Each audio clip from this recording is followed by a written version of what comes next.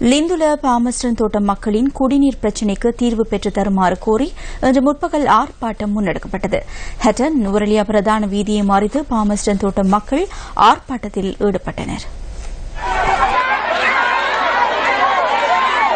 கடந்த 20 வருடங்களுக்கு மேலாக குடிநீர் பிரச்சினை நிலவி வருவதுடன் இது தொடர்பில் அதிகாரிகளுக்கு தெரிவித்தும் நடவடிக்கை எடுக்கப்படவில்லை என ஆர்ப்பாட்டக்காரர்கள் இதன்போது தெரிவித்துள்ளனர். பெரிய காலனி இதுதான்.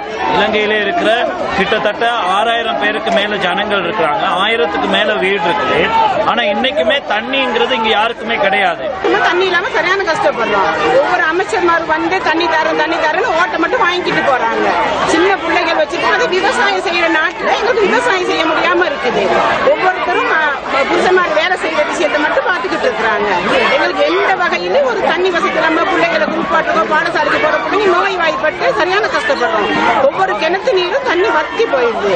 தங்களின் பிரதேசத்துக்கான குடிநீர் திட்டத்துக்கு ஒதுக்கப்பட்ட நிதி வேறு பகுதியில் பயன்படுத்தப்பட்டுள்ளதாகவும் ஆர்ப்பாட்டத்தில் ஈடுபட்டவர்கள் குறிப்பிட்டனர்.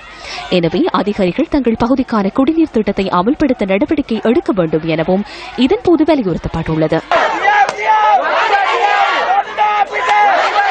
இதேவேளை ஆர்ப்பாட்டம் முன்னெடுக்கப்பட்ட இடத்துக்கு நுவரெலியா பிரதேச செயலகத்தின் பிரதி செயலாளரும் பிராந்தியத்துக்கான உதவி போலீஸ் அத்தியட்சகரும் சென்றதை அடுத்து அவர்களிடம் பாமஸ்டன் தோட்ட மக்கள் தங்களின் கோரிக்கையை முன்வைத்தனர்.